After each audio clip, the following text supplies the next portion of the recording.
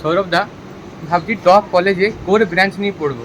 দাদা এই ডিসিশনটা কি ঠিক হবে? অনেকে বলে কোর ব্রাঞ্চ নিয়ে পড়লে নাকি প্লেসমেন্ট হয় না। তো হ্যালো এভরিয়ান, যারা যারা এই বছর ডাব্লিউবিজেই দিয়ে বা ডিরেক্ট অ্যাডমিশনের থ্রু বা জেই মেন্সের থ্রু তোমরা চাইছো যে দাদা আমরা কোর ব্রাঞ্চ নিয়ে পড়াশোনা করতে চাই, সাপোজ ইলেকট্রিক্যাল ইঞ্জিনিয়ারিং বা মেকানিক্যাল ইঞ্জিনিয়ারিং বা সিভিল ইঞ্জিনিয়ারিং বা সাপোজ কেমিক্যাল ইঞ্জিনিয়ারিং, বাট চারদিকে এত সিএসি বা এত আইটির যে ট্রেন্ড সেটা দেখে শুনে তোমার ভয় লাগছে বা তোমার মা বাবাও ভরসা পাচ্ছে না যে লোন নিয়ে পড়ানোটা ঠিক হবে কিনা, বা সাপোজ স্টুডেন্ট ক্রেডিট কার্ডে পড়া ঠিক হবে কিনা, কিংবা চাকরির একটা কোনো অ্যাসুরেন্স থাকবে কিনা। তো আমি তোমাদের একটাই ব্যাপার বলতে চাই যে দেখো, in West Bengal there are not that much opportunities available in abundance in core sectors like electrical or mechanical or civil. There are opportunities but not in abundance.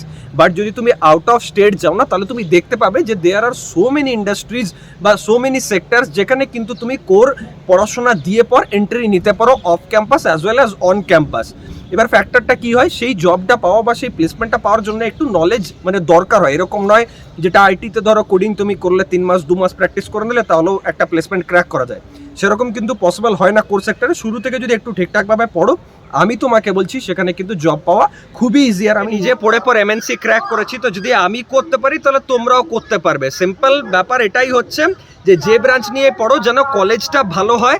R second ব্যাপার হচ্ছে যে শুরু থেকে পড়াশোনা করতে হবে এবং ঠিকঠাকভাবে লাইনটা অপ্ট করতে হবে। থ্যাঙ্কস আ লট, দেখা হচ্ছে নেক্সট ভিডিওতে।